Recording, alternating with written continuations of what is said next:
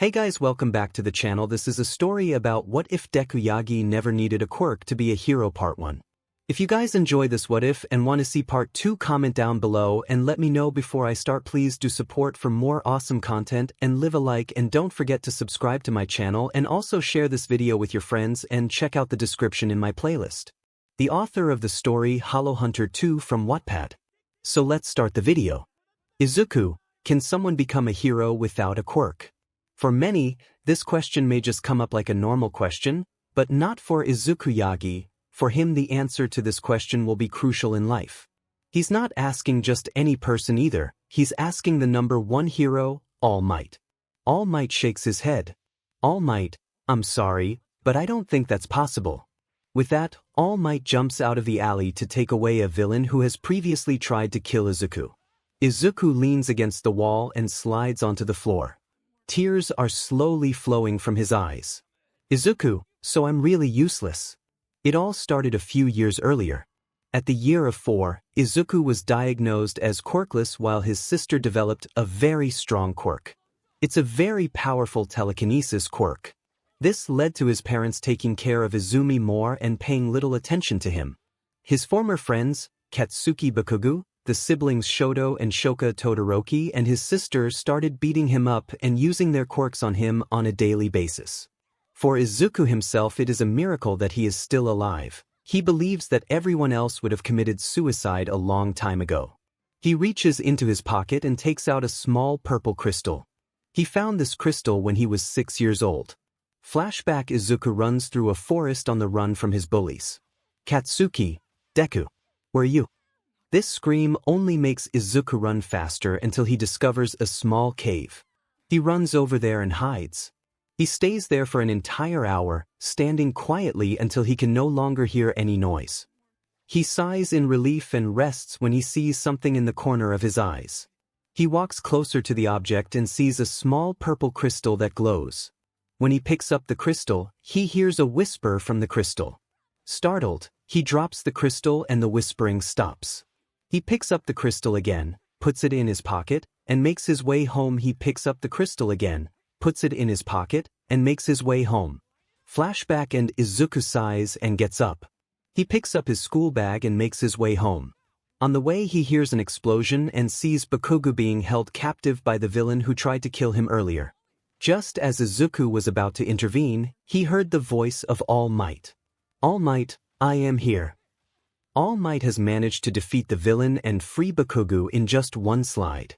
Izumi and the Todoroki twins run to Bakugo and ask him if he's okay. Izuku sighs again and takes a detour home to clear his head. Just as he was about to turn a corner, he saw his sister and her friends, but All Might was standing in front of them. Izumi, All Might. Shoka, what are you doing here? All Might. Yes, I am All Might, but I am also. A cloud of smoke appears and Izumi and Izuku's eyes widen. In All Might's place is their father. Toshinori, your father. Izumi, Dad. You're All Might. Toshinori, yes I am. And I have a question for you, Izumi. Toshinori explains to the group how his quirk works and asks Izumi if she would like to become the next owner. Shoka, wait a minute, why didn't you give your quirk to Izuku? Toshinori looks sadly at the floor. Toshinori, he doesn't have the qualities to be a good hero. So Izumi, do you want to have my quirk? Izumi, yes. While Toshinori and the others are happy for Izumi, Izuku is sitting on the ground again and looking sadly at the sky. Izuku, so you think someone who bullies someone for years deserves your quirk? He gets up and goes into the forest and to the cave that he discovered back then. It turned out that the cave is a good shelter. Once there, Izuku leans against the wall and slowly closes his eyes. Izuku, this world is unfair. But he doesn't notice that the crystal he found back then is starting to shine stronger. When Izuku opens his eyes, he doesn't find himself in the cave, but in a large room with gold decorations on the walls. In the middle of the room there is a hole from which it shines blue and countless weapons hover above the hole. A door opens behind Izuku. He turns and sees a person in a black coat. Person, do not be afraid. I'm here to help. Izuku, to help. Person, you're quirkless, I can give you something better than a quirk. Izuku, how? Person, turn around. Izuku turns and looks at the weapons. Person. These weapons once belonged to powerful warriors. They contain memories and the skills of these warriors. I'll let you take one of these weapons. Izuku turns around in shock. Izuku, why would you do that? Person. Because it pains me to see that these appealing weapons just catch dust. So choose. Izuku stares at all the weapons for a while, but can't decide. All weapons look interesting. Suddenly the crystal in Izuku's hand begins to glow and floats into his body. Izuku is breathing heavily and grabs his chest to calm his breathing. Izuku, what just happened? Person. Didn't think that would happen. Izuku turns around and sees the person in the coat approaching him. Izuku, what do you mean? The person grabs his chin. Person, how do I explain this? To put it in the words of a friend of mine. You now have the power of the wild card. Izuku, wild card. Person, yes. You see, with this power you can use any of these weapons, you just have to summon them, but there is a problem. Every time you summon a weapon it will be a random weapon. You cannot summon a specific weapon. But you now have an entire arsenal for that. Izuku nods. Suddenly he begins to glow blue and become transparent. Izuku, what's happening? Person, you wake up. If you want to summon a weapon, just focus. And if you want to come back, I am always looking forward to your visit. Izuku opens his eyes and sits up, breathing heavily. He looks around, he sees the sun go down and he is still in the cave. Izuku, it was too real to be a dream. And my crystal is no longer there either. Izuku gets up and makes his way home. Once there, he sees his family eating without him. He goes up the stairs and goes to his room. His room can be described as an all-might shrine, but for Izuku that no longer seems appropriate. Izuku, for everyone else, you might be the #1 superhero, but not for me anymore. He fetches a box and starts packing all of his all-might stuff. When he was done he lies down on his bed and closes his eyes. Izuku, tomorrow after school, I'll try to summon a weapon. The sun shines through the window into Izuku's room. He slowly opens his eyes and gets up. He always gets up a little earlier than his family to make breakfast for himself. He gets up from the bed and notices a book on his desk. He goes to the desk and sees a card on the book. He takes the card and starts reading. Card, forgot to give you this, it's a log book about the weapons.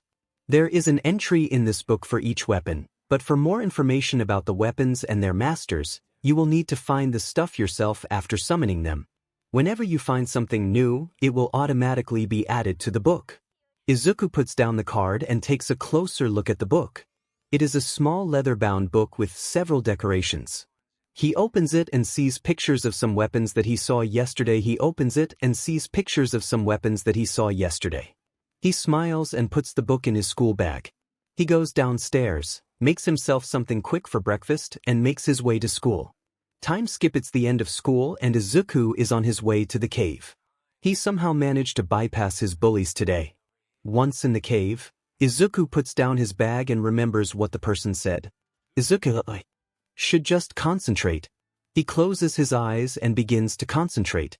It doesn't take long before he notices something next to him.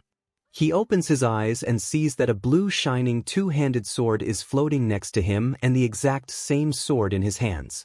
But that's not the only thing that strikes him. In front of him is a person in dark blue armor and a face mask. His appearance reminds Izuku of a combination of ninja and samurai. The person sits in front of him and meditates. Hello Izuku Yagi. Izuku, you know my name. Of course I know the name of the person who will wield my weapon. My name is Shin, but I was also called the Eye of Twilight. My name is Shin, but I was also called the Eye of Twilight 7 Izuku. It is an honor to meet you. Shin, I am here to train you in my weapon and my skills. Are you sure that you are up to this task? Izuku, I don't know until I try. Shin, good answer. I like your style by the way. Izuku is confused what he is talking about until he looks down and sees that he is wearing armor similar to Shin. Shin, well, let's start with the lesson. The name of my sword is Spirit Blade. I have 5 skills. The first is that I can call the Spirit Blade to me and then attack with it as it flows through enemies. It does minimal damage to an enemy and is slowed down. You have 2 Spirit Blades, one to attack and the other to support. This brings us to my second ability, I can create a field around the floating spirit blade that protects you as long as you are in the field. My third skill is a dash that will take you far in one direction, but be careful if you catch an enemy with the dash, they will attack you immediately. My fourth ability allows you to teleport up to an ally and give them a shield. My fifth ability is passive. Every time you use another ability, you get a shield that protects you from harm. The book Izuku got this morning lights up briefly.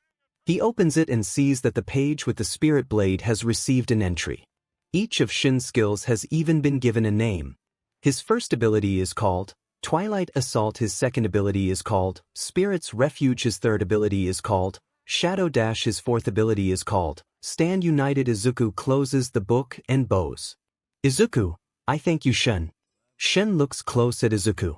Shin, don't blame me, but you seem very weak to me. You have to train not only your body but your mind as well. Izuku, I understand. Shin, if you want, I can give you a training plan. He will surely help you. Izuku, that would be helpful. Shin nods and stands up. Shin, the plan will be on your desk tomorrow. I wish you luck, Izuku. If you ever want to talk to me, I'll be waiting for you in the Hall of Legends. And with that he just disappeared, and with him the spirit blade. Izuku, he's pretty cool. Izuku has been waiting for this moment for as long as he can remember. He's standing in front of the UA High School entrance. It's been 10 months since he got his powers and he has changed a lot.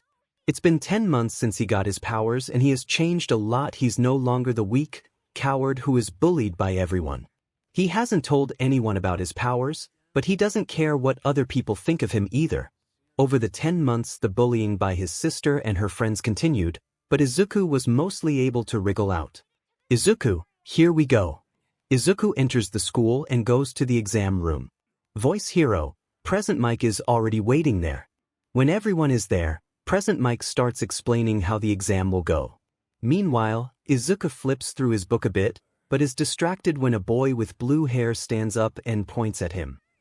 And you, if you don't want to pay attention and prefer to occupy yourself with your book, I advise you to leave this exam. Izuku was a little surprised at this. Izuku, I am very sorry, but for me it is important that I read my book if I want to pass the exam. Present Mike, now calm down both of you, I was just about to get to your question, young listener.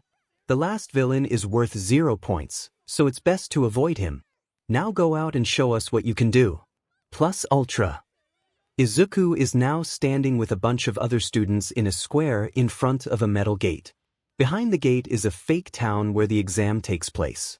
Just as Izuku was about to summon a weapon, the blue-haired boy comes up to him.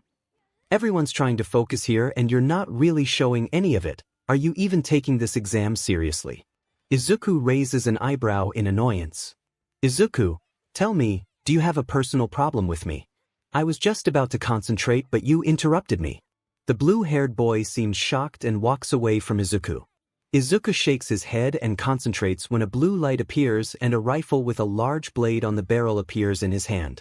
Izuku, 𝗧𝗵𝗲 weapon. That means Izuku hears a growl behind him. He turns around and sees a large lizard standing behind him, walking on 2 legs.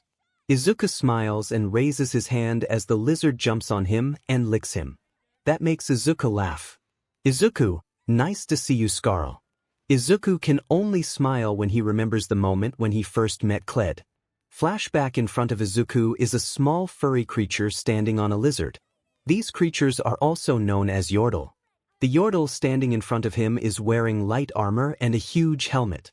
Besides, it looks like he's blind in one eye. Before Izuku could say anything, the 𝗎𝗪𝗲 speaks first. I am 𝗧𝗏, High Major Commodore of the 1st Legion 3rd Multiplication Double Admiral Artillery Vanguard Company. You will respect my authority. I am 𝗧𝗏, High Major Commodore of the 1st Legion 3rd Multiplication Double Admiral Artillery Vanguard Company. You will respect my authority. Izuku doesn't know exactly what came over him, but he salutes. Izuku, yes, High Major Commodore of the 1st Legion 3rd Multiplication Double Admiral Artillery Vanguard Company. 𝗧𝗏 looks at him for a while and then breaks out in laughter. 𝗧𝗏, this is the first time someone has pronounced my title correctly on the first try. I already like you, lad. So let's start training. 𝗧𝗏 points to Izuku's hip. He looks there and sees that there is a rope with a bear trap on it. 𝗏𝗏, this little toy will help you to pull cowards to you. With my weapon it is easy to hit or shoot an opponent. I always get thrown backwards when I shoot, but I don't think that will be a problem with your size. You will also get 𝗧𝗏𝗏 here. You can ride him and he can dash twice in a certain direction. And with my last skill you can use 𝗧𝗏𝗏 to move to a certain point at a high speed. You leave an effect behind that makes others faster and you get a shield yourself. Got it all at? Izuku? Yes sir. 𝗏𝗏 good. Come on, I will tell ya a little bit about myself. 𝗏𝗏 tells Izuku some stories about his past and Izuku listens intently. Izuku, wow, you must have a lot of courage. 𝗏𝗏, nah, I find courage unpredictable. It's total insanity you can rely on. Flashback and Izuku, well 𝗧𝗏𝗏, let's make 𝗏𝗏 proud. Izuku gets on 𝗧𝗏𝗏's back, aligns his helmet and gets ready. It doesn't take long for the voice of 𝗵𝗃𝗵𝗏 to be sound. 𝗵𝗃𝗵𝗏, okay start. Izuku doesn't wait a second and runs into the city with 𝗧𝗏𝗏. Izuku, 𝗬𝗏𝗏. Izuku sees 3 villain robots standing on the street, each of which scores 3 points. The first robot is simply overrun by 𝗧𝗏𝗏. While Izuku uses his bear trap on a rope to pull one of them close, he aims at the third with his rifle and shoots the robot into 100 pieces.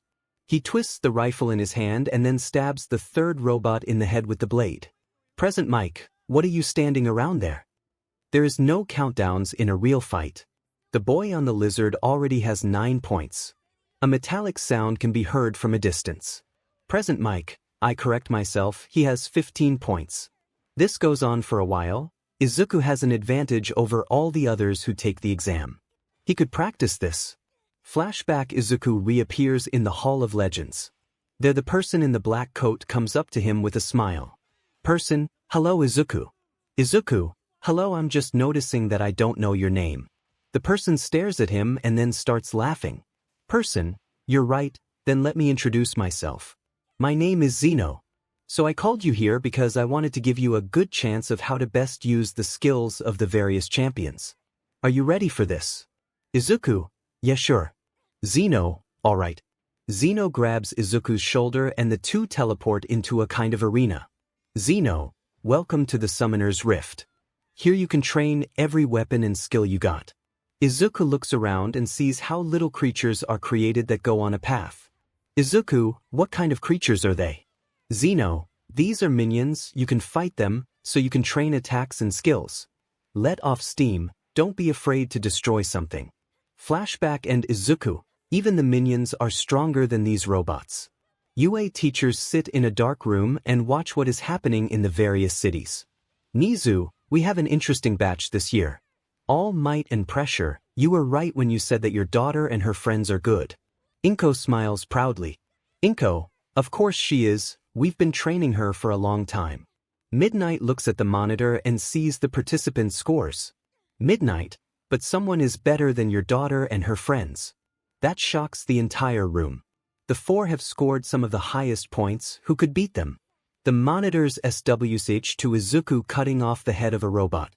There are mixed feelings in the room. A few are surprised and a few are confused because they did not expect the boy to sit on a lizard. One of the people present does not care and one just thinks that the boy looks handsome.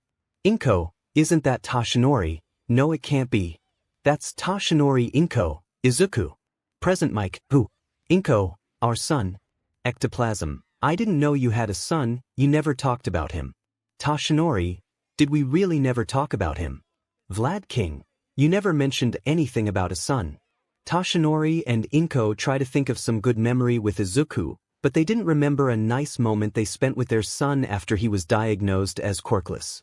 It was then that they both realized that they had neglected their son. 𝗧𝗏𝗏𝗏𝗏𝗏, we are terrible parents. The others in the room are only confused by this statement. 𝗏𝗏𝗏𝗏, but why is Izuku here? I know he always wanted to be a hero, but he doesn't have a quirk. Those present are shocked by this statement. Nizu rummages through a filing cabinet and pulls out a file. Nizu, let's see, Izuku Yagi, quirk, arsenal. His quirk allows him to summon weapons from a huge pool of weapons. Whatever weapon he summons is random. 𝗧𝗏𝗏𝗏𝗏, where did he get this quirk from? He was diagnosed as quirkless as a child. Nizu, that is strange, maybe we can learn more about it after the exam. Nizu pushes a button and the entire city starts shaking. What happens then shocks all participants in the exam. A giant robot appears and moves towards the participants. Most of them are already running away. Izuku, there's no need to fight that tin can. Just as Izuku was about to give the order that 𝗧𝗏 should run away too, he heard a faint help. He turns around and sees a girl with short brown hair stuck under some debris. Izuku, now I have a reason. 𝗧𝗏. 𝗧𝗏 listens to the command and runs towards the robot. Izuku throws his bear trap on a rope at the girl and pulls her out from under the rubble and hurls her to the other participants. The robot hits the floor in front of Izuku. 𝗧𝗏 runs up his arm to his head. Izuku jumps off 𝗧𝗏 and lands on the robot's head. With a swift cut with his blade, he cuts an opening in the robot's head. Izuku points his rifle in the opening and starts shooting. After a few shots, the robot stops moving and falls over. Izuku jumps on 𝗧𝗏's back and runs down the robot with him. The remaining participants look at him in shock and make room for him. Participant, is this guy insane? Running at this giant robot with no second thought. Izuku looks at the guy who said that. Izuku, I just remembered what one of my teachers said. I find courage unpredictable. It's total insanity you can rely on. While I don't completely agree with this sentence, sometimes the most insane ideas are the best. Present mic, exam ended. Izuku stretches and descends from 𝗧𝗏's back. Izuku, well, it's time to go home. Thanks for the help, 𝗧𝗏. 𝗧𝗏 growls and licks his face. Izuku laughs and gives 𝗧𝗏 a piece of dried meat. 𝗧𝗏 is happy about the meat and then disappears in a blue light with the weapon. Just as Izuku is about to leave the premises, he sees an elderly woman approaching him. Izuku recognizes the woman immediately. It's the heroine recovery girl. RG, good job, here have some gummy bears. Recovery girl gives Izuku some gummy bears. He smiles and nods. Izuku, thanks. RG, is anyone hurt here? Izuku points with his thumb behind him at the girl with the short brown hair. Izuku, I think her ankle is sprained. Before anyone can stop him, Izuku goes through the gate and makes his way home. When he got home, he was surprised to see how his family was sitting at the table and seemed to be waiting for him. Inko, Izuku, please sit down. Izuku sits down and looks at his family. Toshinori, Izuku, we saw you at the UA entrance exam. We wanted to ask you where you got your quirk from. Izumi looks shocked while Izuku just looks at his family and then starts laughing. Izuku, I think it's really funny, you haven't looked after me for 11 years. I always had to get by on my own. And now that you see that I have a quirk, you care about me. Inko, Izuku, I know we weren't the best parents. We have ignored you and there is nothing that can excuse that. Izuku, yes, exactly, you weren't good parents. You didn't even ask me what happened when you saw me beat up and come home bloody after my sister and her friends beat me up. Toshinori and Inko look shocked at Izumi, who looks at the floor with shame. Izuku, and about the quirk, I was probably so stressed after years of being ignored, bullied, and then finally being told by my own father that I couldn't become a hero even though he could have given me his quirk, but he saw no hero material in me. I think all of this led to the development of my quirk. I'm going to my room now. Izuku gets up and goes upstairs to his room. Inko and Toshinori look at Izumi, who is still looking at the floor. Inko, Izumi, what were you thinking? Izumi, I was afraid for him. He had no quirk and still wanted to be a hero. I was afraid that he would die. Bakugo came up with the idea that we should scare him with our quirks, but he was always so stubborn. I only now notice how far we've gone. We should have stopped years ago. Toshinori, you shouldn't have started it at all. I should have given my quirk to Izuku and not you. Inko, Izumi, go to your room, you won't have dinner tonight. Izumi nods and goes up to her. She looks at Izuku's door for a while, but decides not to knock and just go to her room. She throws herself on her bed and cuddles with a pillow. Izumi, I should never have done that. It has been a week since the entrance exam. There has been no answer yet, but Izuku is not worried. During the week, Izumi tried to apologize several times, but Izuku just ignored her. It's another morning. Izuku gets up and goes down the stairs. To his surprise, he sees his family standing there and 𝗏𝗏 has 2 letters in her hand. 𝗏𝗏, Izuku, the results are here. Izuku approaches 𝗏𝗏, takes his letter and wants to go back to his room when Izumi decides to ask something. Izumi, Izuku, don't you want to open the letter with me? Izuku looks over his shoulder and gives Izumi a cold look. Izuku, no. Izumi looks sadly at the floor as Izuku continues up the stairs and goes into his room. He sits down at his desk and opens the letter. There is a round device in the letter. When he puts the device on the table, it activates itself and a picture is projected. When Izuku sees the picture, he raises an eyebrow. Izuku, is that a 𝐎𝐻𝑝𝗲? 𝗎𝗓, hello Izuku Yagi, my name is 𝗎𝗓 and I am the principal of UA. I am happy to inform you that you have been accepted. Izuku raises his hand in triumph and smiles. But 𝗎𝗓 isn't finished yet. 𝗎𝗓, I am sorry to tell you that we have to put you in Class 1B. Since we don't yet know the full power of your quirk. I wish you a nice day. The projection stops and Izuku shrugs his shoulders. Izuku, I don't really care that I'm in Class 1B. It's just my first step towards becoming a hero. Time skip. It is early in the morning when Izuku leaves his house. He doesn't want to be late on his first day. The only thing he said to his family after receiving the letter was that he was accepted. Like every morning, Izuku got up early and made himself something to eat. He walks the streets to the UA high school and relaxes. It takes a while for Izuku to get to the academy. He searches for a while and finds the door to his classroom. He opens the door and sees a few people sitting in the classroom. He goes to his seat, which is in the last row by the window, and sits down. In front of him is a boy with slightly tanned skin and black hair that roughly reaches to his shoulders, which he wears in a low braid. Next to him sits a pale-skinned young man with square eyes, medium length, spiky hair of beige color, a flat nose and small eyebrows. His most unusual feature is his teeth, which sit on the outside of his skin. The boy with black hair turns around with a smile. Yo, my name is Hiryu Rin, nice to meet you. Izuku, Izuku Yagi, nice to meet you. Just call me Izuku. Then the boy next to him decides to introduce himself as well. Juzo Hananuki, nice to meet you both. Rin, same here. Izuku, nice to meet you too. At that moment, the door to the classroom opens and a very tall, wide-set man of a bulky, muscular build, with lightly tanned skin, a few visible scars showing on his left cheek and the left side of his notably thick neck. He has short pale gray hair which is spiked upwards, away from his face, the only exception to this being the small clump of hair which hangs down over the left of his forehead. His eyes are very small and thin, and he has a wide mouth with 2 prominent lower canines, which appear even when his mouth is closed. Izuku, thinking this is the BLD hero, Vlad King. I am Sekijiro-kun, your class teacher. Your tracksuits are in your tables, put them on and come out onto the sports field. Ken runs out of the room while the students look at each other in confusion. Izuku takes his tracksuit and stands up. Izuku, not worth pondering about that, come on, we shouldn't keep our sensei waiting. Izuku leaves the room as the others follow him. He is the first to enter the locker room and changes. The other boys are impressed by his speed, as he is already wailing out when the others are still in the middle of changing. He goes to the sports field and sees Ken standing there. Ken notices Izuku and looks at him. Ken, you're fast. Izuku, sensei, can I ask a question? Ken, questions are always welcome.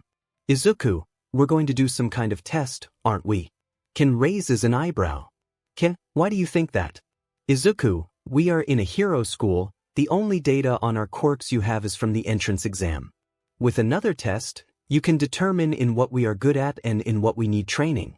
Ken closes his eyes and smiles. Ken, you're clever, Yagi.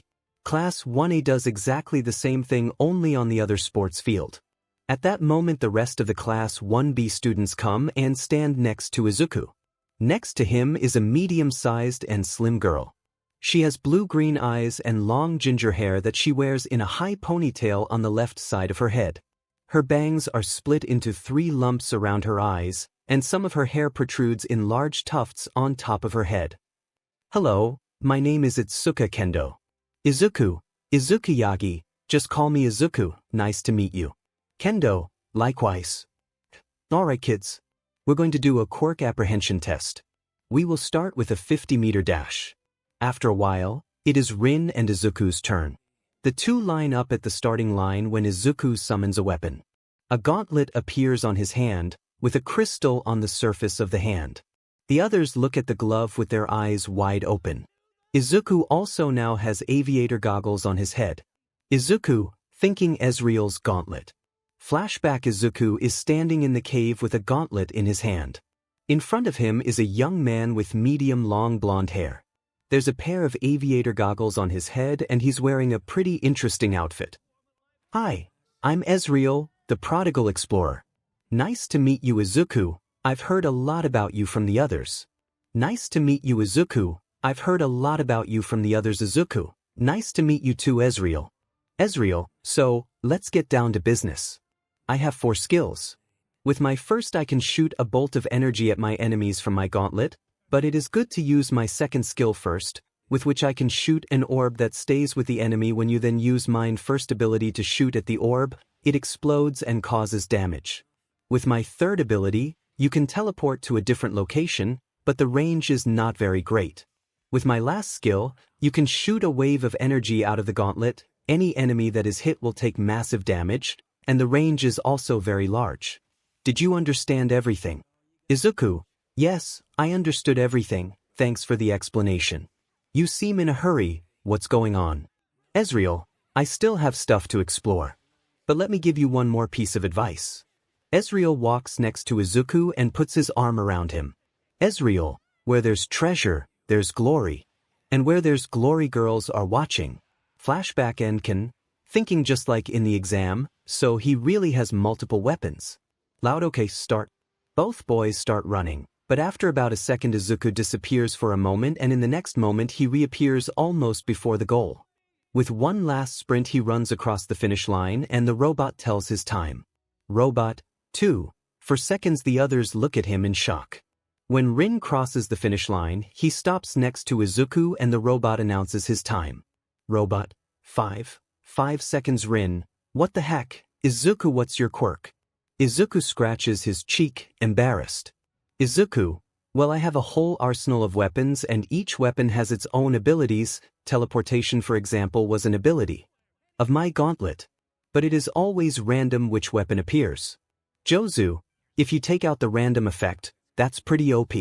The 3 boys laugh as Ken blows into a whistle. Ken: Enough laughed. We'll continue with grip strength. Each student has got a device with which one can find out the grip strength.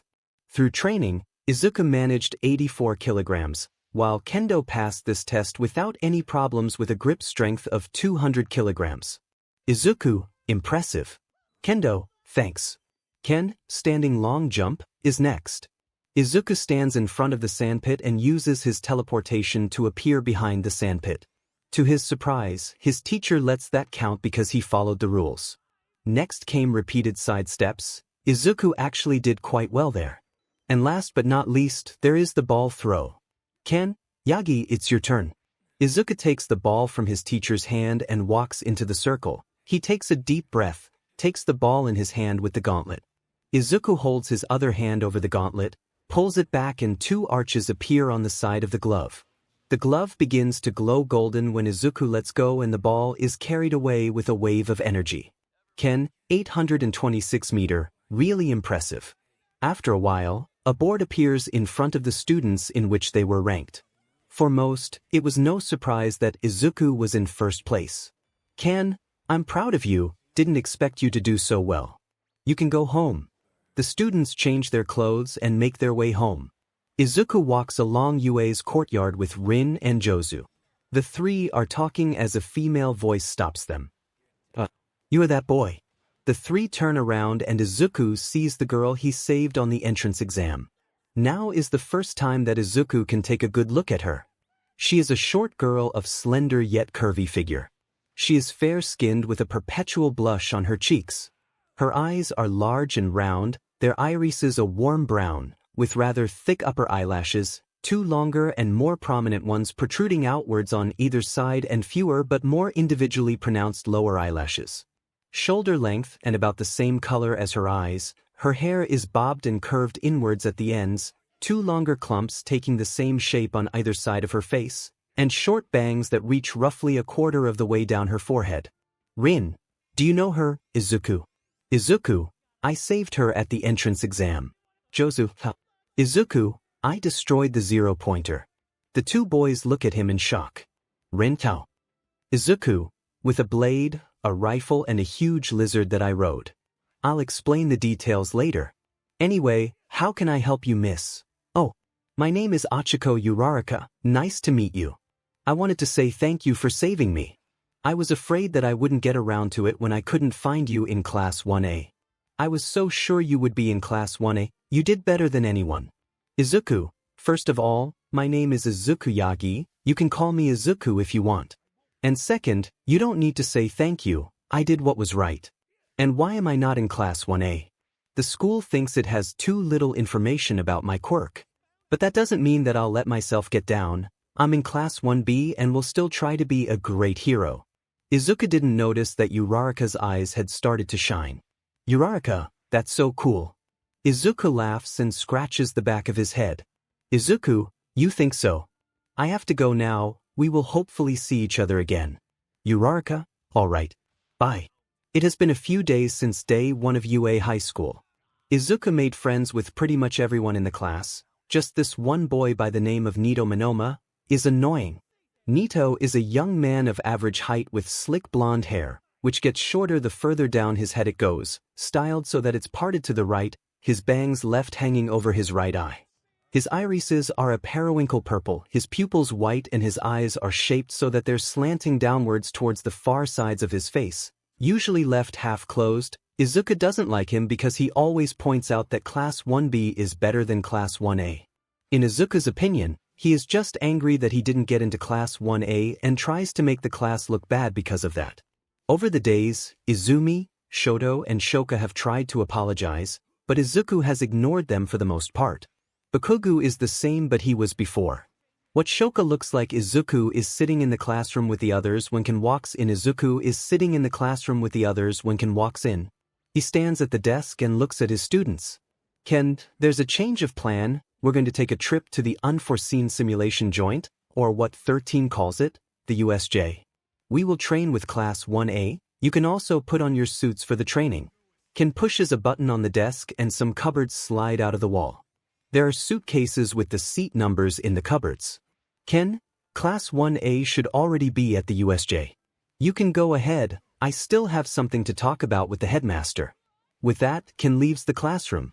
The students go to the cupboards and take out their suitcases. They go into the locker room and change. Izuku's hero outfit looks very simple. Because he gets some kind of armor or something with every weapon, he thought that he doesn't need anything that is very attentive. His hero suit consists of brown trousers with several pockets, a white shirt and a leather vest. Ignore the sword. Class 1B walks out of the school building and sees a bus waiting for them. They go to get on the bus and the bus goes in the direction of the USJ. Izuku is sitting next to Kendo and the two are talking. Kendo, Izuku, I just wanted to ask what kind of weapons do you have in your arsenal? Izuku, I have everything imaginable. I have swords, axes, shields, rifles, pistols, and some special things. Special things. The voice comes from Setsuna Tokiage, who is sitting in front of them. Setsuna is a young girl of average height who has surprisingly large, upturned dusky green eyes with long lower eyelashes and notably long and pointed teeth. Her hair is a dark moss green, collectively reaching just below her shoulders aside from a short clump that hangs in the center of her forehead, and it grows wavier and thinner the lower down it gets. Izuku smiles and takes out his book. He flips through the pages until he comes to a page with a red crystal. Izuku, when I get this crystal, I get the powers to use fire. Setsuna, like Endeavor. Izuku, pretty much, only with the difference that these flames are much stronger than Endeavor's. But I can't use the whole strength. At that moment the bus stops in front of the USJ and the students get off. Izuku stretches when one of his classmates seems a bit strange. Izuku, hey, what's wrong, Shishida? Shishida is a tall young man with a very beastly appearance. He has shaggy, brown hair, covering most of his body. He has sharp teeth and his large jaw sticks out a fair amount, with two of his lower canines poking upwards from between his lips. He also wears small, rectangular glasses with thick lenses. He turns and looks at Izuku with concern. Shishida. Oh Sir Izuku. I am anxious. Kendo. Shishida. I smell BLD. In the USJ, Izumi, Shoka and Tsuyu are in the water and watch as their teacher, the Erasure Hero, Eraserhead, is beaten by a monster. The three are like frozen and cannot move. It doesn't get any better than the villain with his hands on his body, deciding he should kill a few more students before they leave. In case you're wondering, Mineta isn't in school.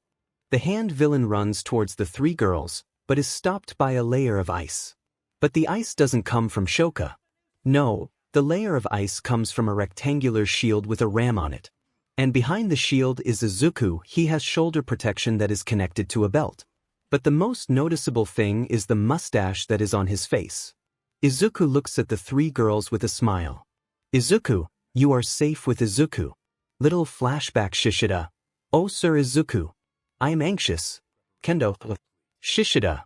I smell BLD. Izuku looks at the door to the USJ with narrowed eyes. He turns and looks at the others. Izuku, I don't like that, we should be ready. The rest of the class nods and get ready to fight. Izuku summons a weapon, it lights up blue briefly and a shield with a ram's head appears. Izuku smiles when he sees Brahm's shield. Flashback. Izuku is standing in the cave and in front of him is a tall bald man with a mustache and purple tattoos on his body. On his right arm is the same shield that Izuku has.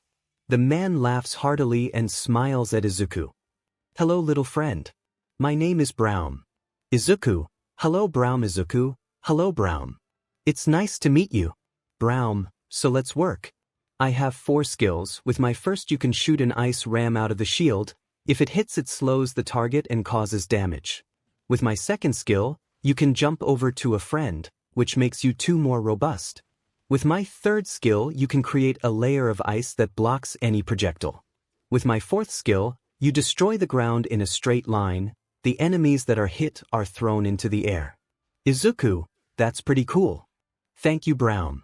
𝗏𝗏 laughs and puts a hand on Izuku's shoulder. 𝗏𝗏, you don't need to say thank you, my little friend. 𝗏𝗏 is happy to help. 𝗏𝗏 takes one of his fingers and points to Izuku's heart. 𝗏𝗏, and remember Izuku. The heart is the strongest muscle. Flashback. And 𝗬𝗧, a shield. 𝗬𝗧 is a young man with quite long, messy gray hair which is rather peculiar in that it never seems to change shape, and black eyes which are tilted dramatically inwards, each lined with a very thick, jagged, tan-colored substance, which are presumably his eyelashes. He doesn't appear to have any notable eyebrows, and he has rows of sharp, pointed teeth. Izuku turns to 𝗬𝗧. Izuku, to be honest, this is an indestructible door. Juzo, and what's the mustache for? Izuku, it just looks great. Rin, enough talked. Let's go in. Little flashback. And hand villain, 𝗵𝗏. Get out of my way. The villain hits the ice, but he seems shocked. Hand villain, why is my quirk not working? Izuku, because this shield is indestructible. You know goats are wise, eat everything, climb everything, and if something kicks you, kick it back. Izuku shoots a ram made of ice from his shield and it hits the hand villain and sends him back. Izuku jumps to the injured Eraserhead, picks it up, and jumps back to the girls. He turns to the girls. Izuku, come on. We have to go to the entrance. I give you cover. The girls nod and start running for the entrance. Izuku brings up the rear. Hand villain, God damn it is cold. No. Stop them. The monster runs towards the group with its fist pulled back. Izuku turns and lifts the shield.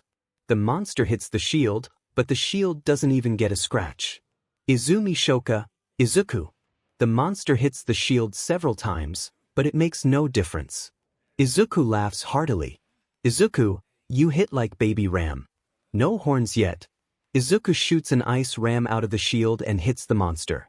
The monster is slowed down. Izuku uses this chance and hits the monster with the shield.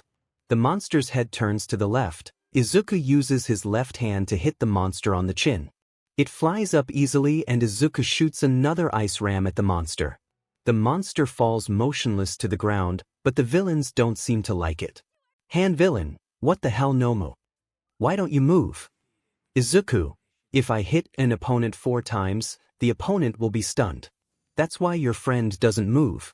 He doesn't seem to have taken any damage from my blows. I know my shield doesn't do much damage, but it should have done some damage. I wonder why that is. Hand villain, haha, this is due to its shock absorption. You will not be able to defeat it. The monster slowly gets up again and attacks Izuku. He raises his shield, but a black mist appears in front of the monster. Izuku notices that something is happening behind him. He sees the monster appear behind him, but he knows that he cannot turn around fast enough. He lifts his shield a little and rams it on the ground. The ground begins to break and huge ice spikes appear behind Izuku, impaling the monster's arm. The monster screams and goes back through the portal. Izuku, thinking I can't beat him like that, I hope that there will be support soon. At that moment the door of the USJ flies open and All Might comes through. Even if Izuku doesn't like to admit it, he knows All Might has to defeat it. After All Might defeated the villains on the stairs that were held up by the students of Class 1B, he came to Izuku's side. All Might, Izuku, are you okay? Instead of answering his question, Izuku points to the monster. Izuku, that monster there has several quirks, one of which is shock absorption, which means it has a limit. Just hit it several times, that should be enough. I stopped the hand villain and the fog villain. All Might, Izuku. It's too dangerous. But by then it was already too late. Izuku runs towards the villains. Izuku throws the shield on the ground and uses it as a jump aid. He holds on to the top edge and kicks the villain on his body with his hands. He spins and gives the mist villain a kick on the metal brace. Mist villain, I have to admit you're strong for your age, but do you really think you can win against us? Izuku, I'm pretty sure I could, but it would be exhausting and I'd probably get badly injured, so my goal is to stop you guys. Suddenly the entire USJ begins to shake. Izuku looks behind him and sees the monster fly away and All Might breathing heavily. Hand villain, you cheater. The villain looks like he's about to run, but Izuku faces All Might with his shield activated. Izuku, are you sure you want to do that? The hand villain seems to hesitate and then turns to his partner. Hand villain, 𝗬𝗁𝗎, we're leaving. The mist villain nods and activates his quirk and flee with it. Izuku deactivates his shield. At this moment the rest of the heroes come from school and see what happened. Izuku walks past All Might and goes up the stairs. Most of the students from Class 1A look at Izuku with amazement.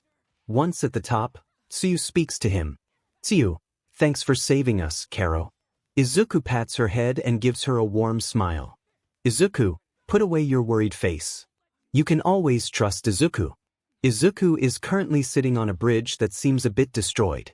There is snow on it and the area generally reminds you of a Nordic region. Izuku looks down to see the bottomless gorge. This is the howling abyss. Izuku is deep in thought when he realizes that something is touching him on his back pocket. He turns and sees a small, white-haired creature with 2 horns. This is a Poro. Izuku, hello, little Poro. Izuku, hello, little Poro. The Poro barks happily and panted. Izuku smiles and takes a small piece of pastry out of his pocket. Izuku, I guess you want this. Here, little friend. Izuku puts down the pastry. The Poro takes it in his mouth and runs away. Izuku smiles and shakes his head, but he turns back towards the gorge and takes up the thoughtful face again. Suddenly someone comes and puts his hand on Izuku's shoulder. He turns around and sees 𝗵𝗃. 𝗵𝗃, Izuku, what about the thoughtful face? Tell 𝗵𝗃 about your problem. He sits down next to Izuku and he sighs. Izuku, it's because of my family. I know I can't be mad at them forever, but can I forgive them that easily? 𝗵𝗃, you know, in the 𝗓𝗏, we all come from the same family. And like all families, we fight. Izuku looks at 𝗵𝗃. He told him the stories of the battles against the Frost Guard of Lysandra. 𝗵𝗃, in the 𝗓𝗏, the fighting tears us apart, but we only survive together as a family. Izuku puts a hand on his chin. Izuku, I understand 𝗵𝗃, but I've survived without my family for so long, I can't easily forgive them. 𝗵𝗃, really a difficult situation. Don't you have a friend who tormented you back then? Izuku nods. Izuku, Shoto, Shoka and Bakugu.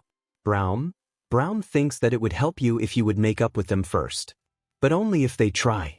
Izuku thinks about it for a while before standing up with a smile. Izuku, thanks Brown. You always help me a lot. I have to go, the sports festival starts today. Brown smiles a big smile and stands up. Brown, I know. Brown and the other champions will watch you. Izuku is surprised, he didn't expect that, but then smiles. Izuku, then I'll make you proud. Izuku picks up his bag and disappears into a blue light. He reappears in his room, puts on his uniform and makes his way to school. Once there, he goes to the changing room, puts on his sports suit and goes to the Class 1B waiting room. The others are already there and his friends smile when they see him. Izuku notices Monoma standing in the corner and cursing. Izuku, what's wrong with him? Kendo, he's just annoyed that we don't get recognition for the fight in the USJ. It doesn't take long before the class is led into the arena.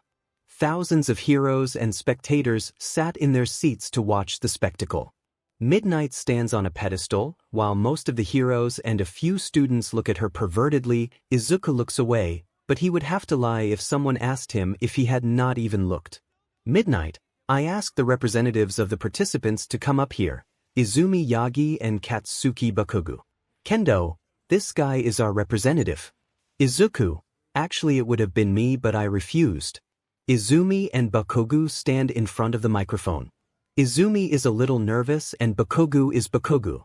Izumi, the only thing I would like to say would be that I hope that everyone makes an effort and that everyone has fun. Bakugu, I vow to take first place. While everyone else is in an uproar. If the Class 1A anime falls moderately and Izuku just stays there, he was already expecting something like this. Midnight, we now come to the first 𝗕𝗶𝗯𝗹𝗶, the obstacle race. Get into your position. Everyone stands at the starting line. Izuku conjures up one of his weapons and a sickle appears in his hand, which is attached to a lantern with a chain that floats next to Izuku. He is now wearing a black coat and his hair gives off an luminous green light. A shiver runs down his spine when he remembers the first time he met 𝗓𝗏. Flashback Izuku is standing in the cave and in front of him is a skeleton skull held up by a body of green flames. The skeleton laughs and looks at Izuku. Poor lost soul. Hello, my name is 𝗓𝗏, also known as the Chain Warden. Izuku, nice to meet you. 𝗓𝗏, I'll make it short. With my first skill you can pull your enemies towards you. With my second you can pull your team members to you with the lantern, they also get a shield. With my third you can push your enemies away from you. With my fourth you can create a prison. If an enemy runs through a wall it will slow down and they will get a lot of damage. Izuku, that was pretty quick. Thanks 𝗓𝗏. 𝗓𝗏, you're welcome. I have to go, I still have souls to torture. Flashback and Izuku shakes his head and focuses on the race. When the starting gun is fired, most of the students run straight away. Izuku remains a little further behind, as he has already noticed the first hurdle. The tunnel is way too small for everyone to get through quickly. Shoto and Shoka run ahead and freeze the ground as they also try to get each other out of the race. A few of the students from Class 1A use their quirk to get across the ice field. Izuku looks around and sees a tree. He smiles, begins to fling his sickle, and then tosses it on a branch. The sickle sinks into the branch and Izuku pulls himself to the branch. He stands on the branch and swings from branch to branch until he comes to a field with the robot villains from the entrance exam. Two of the 0-point robots are frozen and fall over. Shoto and Shoka have already overcome this obstacle while Izumi and the other students fight against the robots. Izuku sighs as he begins to swing the sickle. He throws the sickle at one of the 𝗏𝗋 robots. The sickle lands on the robot's neck and Izuku pulls himself towards the sickle. He picks up his sickle and throws it around the robot's neck. The sickle flies around the robot and Izuku catches it in his hand. He takes the chain in the other hand and begins to pull it crosswise. Izuku has to be a little strenuous, but he manages to tear off the robot's head with the chain. Present Mike, that's crazy. Izuku Yagi from Class 1B simply tore off the head of the 0-point robot. The robot slowly falls forward. Izuku jumps off the neck and slides down the robot's back. Just before the ground he rolls over and starts running. It takes a while and he has left some students behind by the time he arrives at the next obstacle. A huge gorge with several stone pillars connected with ropes. Izuku sighs when he hears that. Izuku, I wish I could use my weapon properly, until now I could only swing around to move forward. Izuku hurls the sickle at one of the stone pillars and swings over. He has to do it a few times to get to the other side. Once there, he starts running again until he comes to a minefield. Further ahead he sees Bakugo, Shoto, Shoka and Izumi fighting each other. He looks around and sees a few other students trying to get cautiously across the field. What surprises a few students is that he starts laughing, but his laugh almost sounds sadistic. What surprises a few students is that he starts laughing, but his laugh almost sounds sadistic.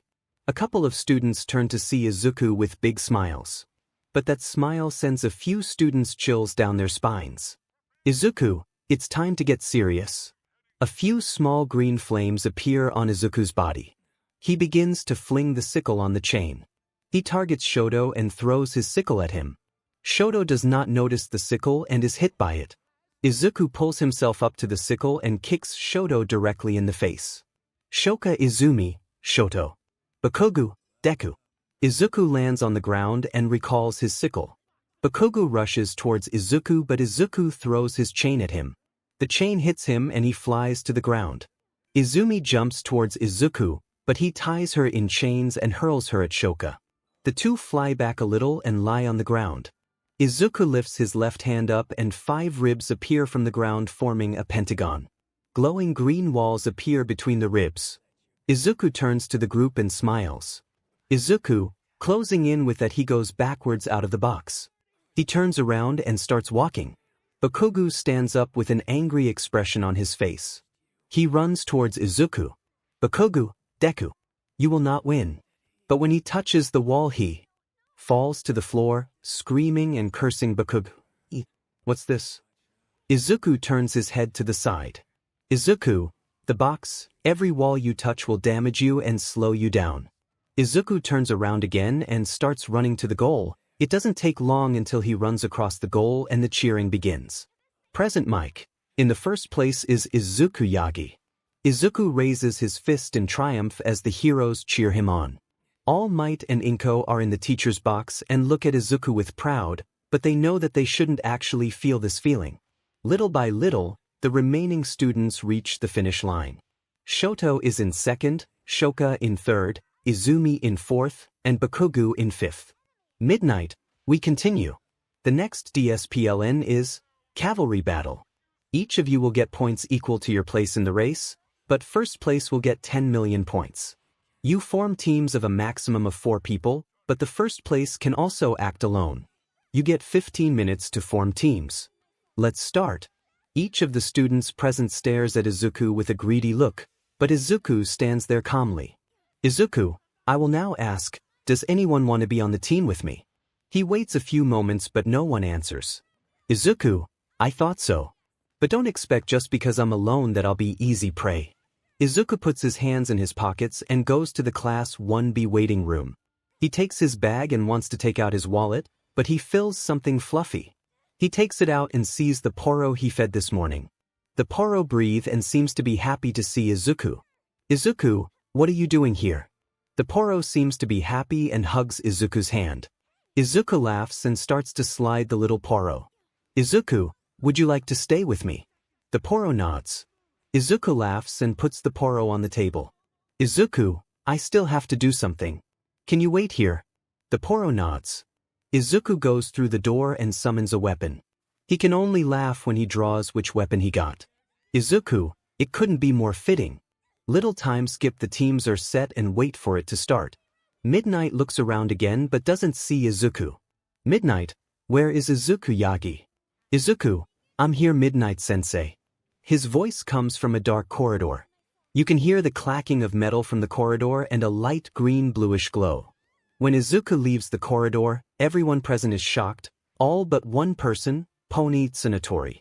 She is a short girl with a round face and a short equine muzzle, her face framed by thick, wavy blonde hair which reaches halfway down her back, some shorter bangs hanging down her forehead.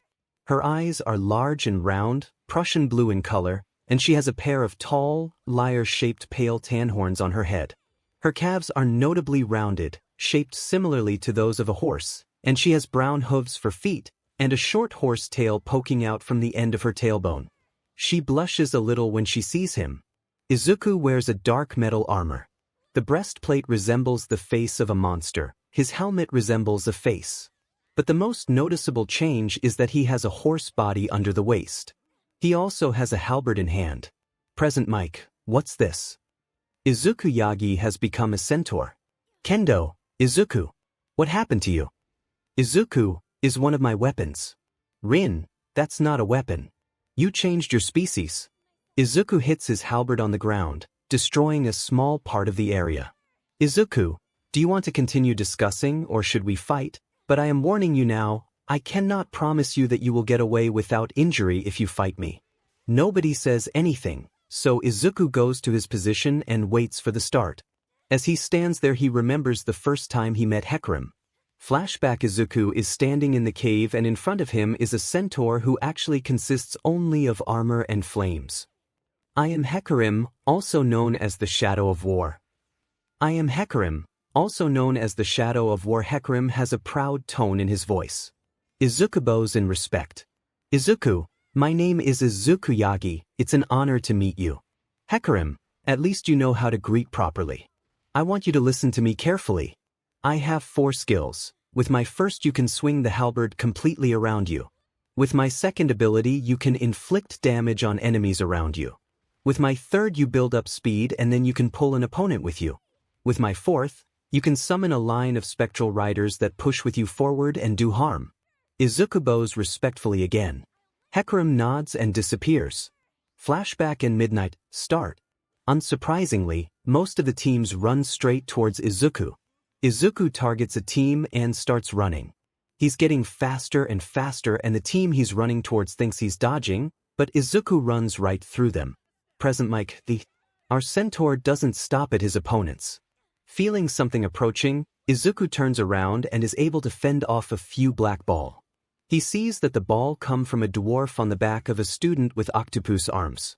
Bakugo comes flying in from behind, but Izuku notices that.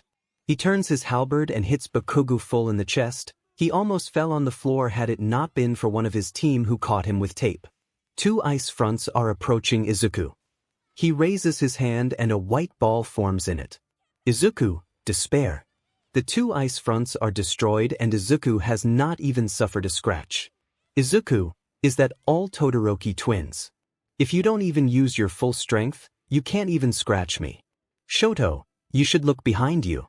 Izuku looks behind him and sees that he is standing on the edge of the field. He is surrounded by ice and Shoto and his team are standing in front of him. He doesn't see Shoka and her team, so he thinks she's on the outside of the ice. Izuku, if you seriously think you have lured me into a trap, you are wrong. I knew you were doing something like that. Izuku leans forward a little and starts running.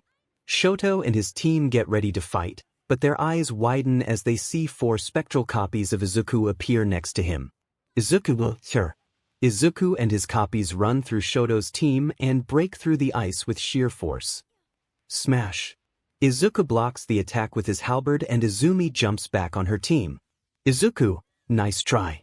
Izumi, I'll get these points, sorry brother.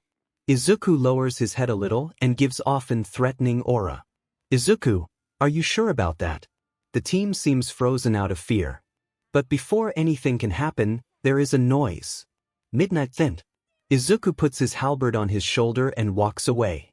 Izuku, I win.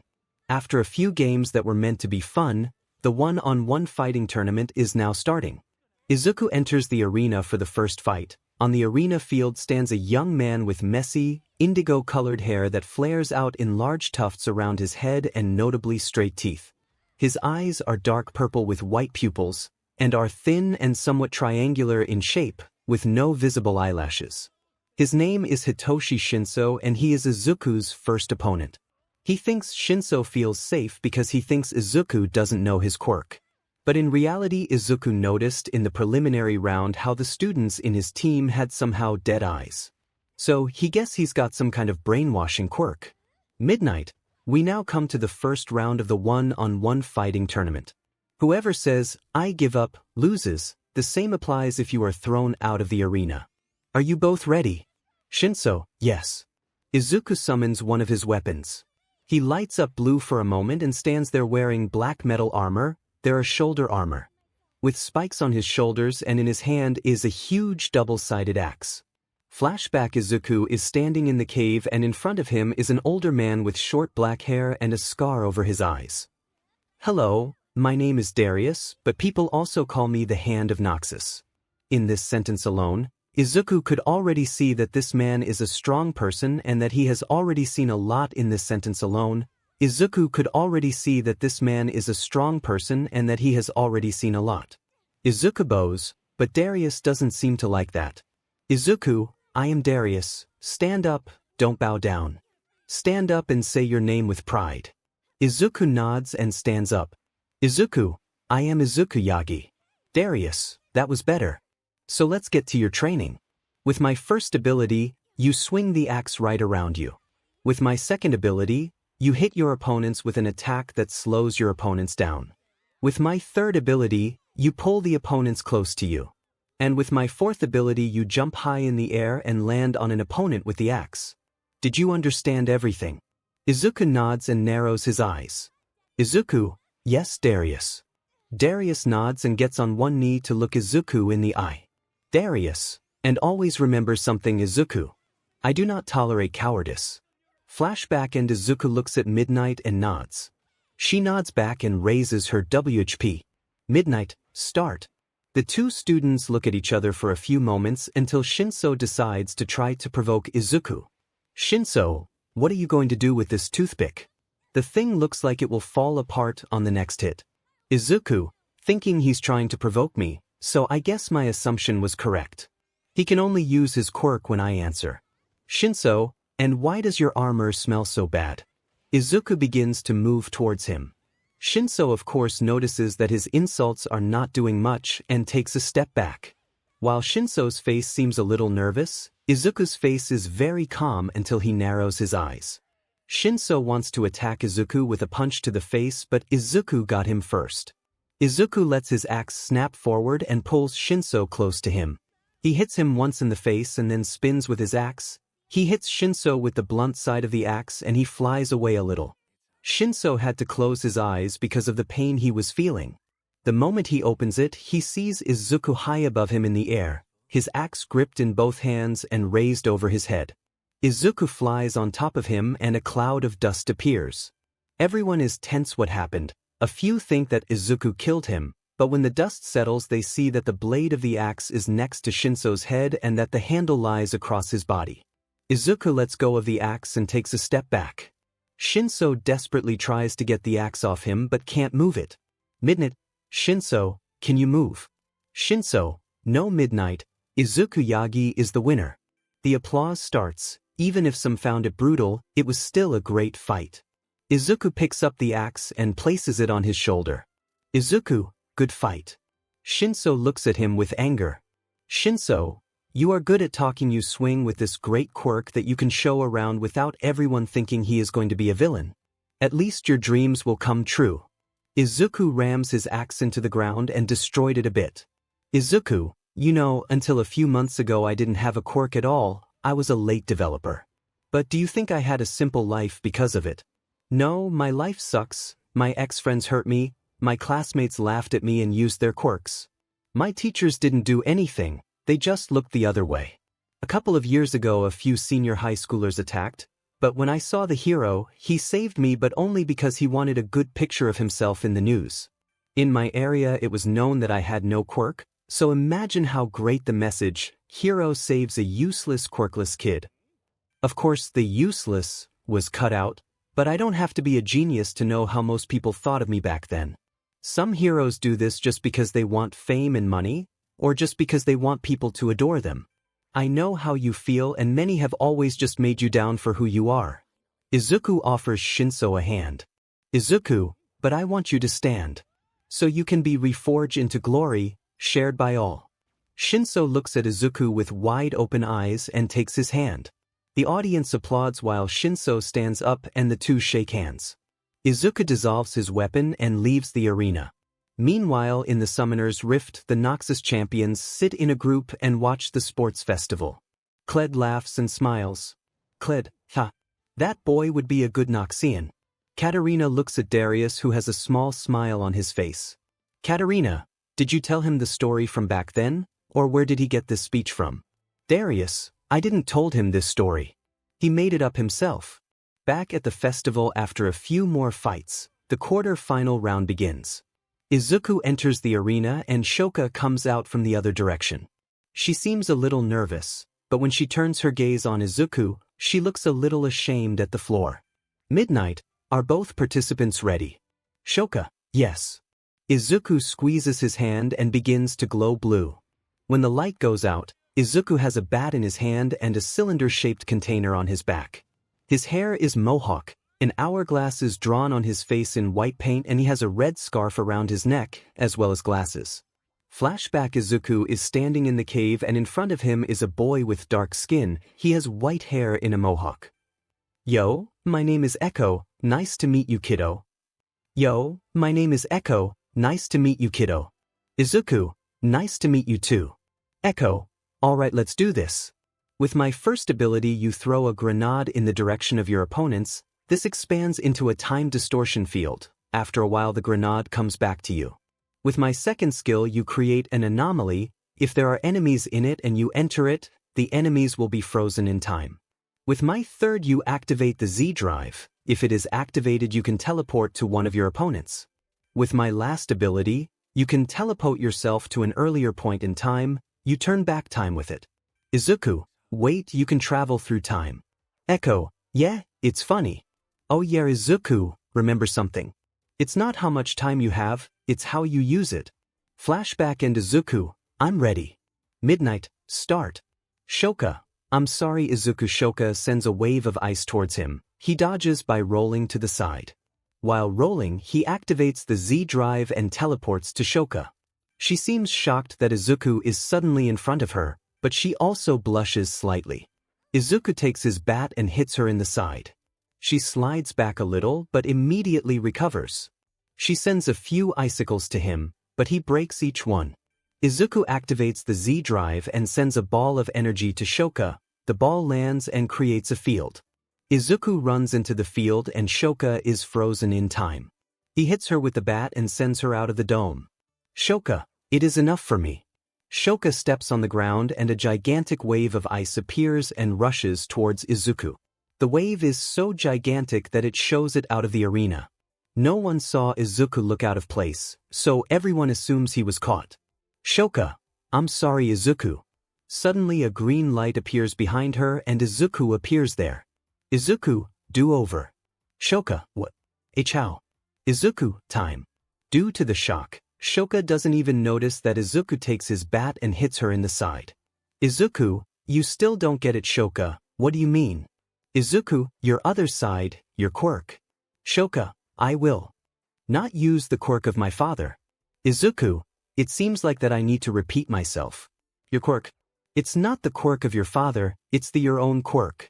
How do you think that you can become a good hero if you don't use your full power? Shouka looks at Izuku. She has a picture of the friendly boy from a few years ago. Now there is a man who is right. Shouka stands up on shaky legs, but her left side is slowly starting to catch fire. Shouka, you're right, it is my quirk. Shouka fires a volley of flames at Izuku, but he rolls under them and teleports in front of Shouka. Izuku, nice that you understood, but unfortunately you understood too late because I already calculated your odds. Sorry. Izuku rams his bat into the pit of her stomach and Shouka is thrown out of the arena. Midnight, Izuku Yagi is the winner. Izuku raises his fist to the sky in triumph. The audience applauds him. Shouka looks at him and smiles a little. She tries to get up but falls back on the floor. Izuku notices this and walks up to her. To her surprise, he helps her up. He goes with her to the corridor and helps her in. While the two are on their way to the infirmary, Shouka decides to start talking. Shouka, thanks for helping me. Izuku doesn't say anything and continues walking, but he is stopped by Shouka, who stops walking. He turns to her and sees her start crying. Shouka, I am sorry Izuku, for always tormenting you, for not helping you, for not stopping others from hurting you. I just wanted you to give up your dream because I didn't want to see you get killed by a villain. I'm sorry, I'll do whatever you want but please forgive me. To Shouka's surprise, Izuku hugs her. He strokes her hair and whispers to her while she cries into his shoulder. Izuku, it's okay, I understand. Do not worry. Result of the vote. Ari won the semi-final round is finally starting. Izuku enters the arena and sees who is on the other side. It's his sister Izumi. Midnight looks at both participants, although she has a rather stuck look at Izuku. Midnight, are both participants ready? Izumi, yes. Izuku focuses and he lights up blue. When the light dissolves, Izuku stands there with a golden sword. He wears a white and gold robe with shoulder plates and a helmet with 7-lens glasses. Flashback Izuku stands in front of a man who wears a white gold robe with shoulder plates. On his head is a helmet with 7-lens glasses. Izuku feels that this man is a strong warrior just through his aura. Greetings, I am called 𝗵𝗃. I've heard a lot about you Izuku Yagi. I've heard a lot about you Izuku Yagi. Izuku bows as a greeting. Izuku, it is a pleasure to meet you. 𝗵𝗃, let us begin. With my first ability you move so fast that you think you are teleporting. While the first ability is activated, you deal multiple damage to your opponents. With my second ability you concentrate your mind and body to heal damage that has been done to you. With my third ability, you focus your aura on the blade of the sword to do more damage. With my fourth skill, you become more agile and your speed increases. Izuku, thank you 𝗵𝗃. 𝗵𝗃, no problem. And always remember Izuku, a true 𝗵𝗃 is an eternal student. Flashback and Izuku raises his sword next to his head towards the sky. Izuku, let us begin. Midnight, start. Izuku runs towards Izumi. Izumi holds out her hand and uses her telepathy quirk to slow him down. It works for a moment, but suddenly golden particles come off Izuku and he speeds up. Izumi is shocked, but she shakes her head and suddenly green electricity envelopes her body. Izumi, Delaware smash. Her punch is aimed directly at Izuku's face, but just before she hits him, he disappears. She looks around but doesn't find him. She feels something liquid on her face. She touches it and notices that it is BLD. Suddenly she feels a few violent blows on her body. She slides back a little and sees Izuku appear in front of her. Izumi, how did you hit me? Izuku, did you miss it? Izumi looks confused, but so does the rest of the stadium. Present mic. Let's take a look at the recording. The battle is shown again on the huge screen of the stadium. When Izuku has disappeared, only a few golden dots are visible here and there. Aizawa, slow down the recording. The recording is slowed down a bit and then everyone sees what Izuku means. Everyone else is mega slow, except Izuku who moves as if it were normal speed. Present mic, incredible. How fast is this boy? Izuku, let's go on. Izumi's body is encased in electricity again. She runs on Izuku and begins to hit him wildly, but Izuku blocks every attack with his sword. In the event of a blow, Izuku pushes Izumi back. His sword is wrapped in a golden glow and he attacks Izumi with several blows with the blunt side. Izumi is thrown back and spits out a little spit. Izumi hits the ground and smashes a piece of the ground from the arena. She uses her quirk telepathy to hurl the fragments at Izuku. Izuku smiles and fends off the fragments with his sword. A large piece flies towards Izuku, but he simply cuts it in two and rushes towards Izumi. Izuku goes down and kicks Izumi's legs away. She loses her grip and Izuku uses this opportunity. He turns around and hits Izumi in the stomach with the blunt side. Izumi flies out of the arena. The audience applauds as Izuku lifts his sword. Midnight, Izuku Yagi wins this round. Izumi gets up slowly and smiles when she sees her brother. But her eyes hold a certain sorrow. Time skip. The final round begins. Izuku enters the arena and sees his opponent, Baku. He enters the battlefield while Bakugo grins confidently at him. Bakugo, I'll crush you Deku. Izuku, we will see.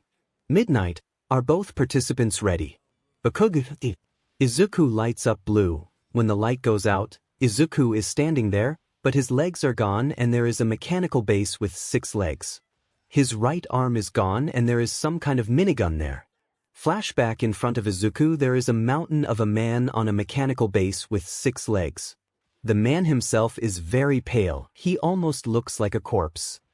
I am 𝗕𝗏𝗏. Izuku, nice to meet you. Izuku, nice to meet you. 𝗕𝗏𝗏, let's just start. With my first skill, you shoot an explosive bullet. My second ability activates the minigun of my weapon, but it slows you down.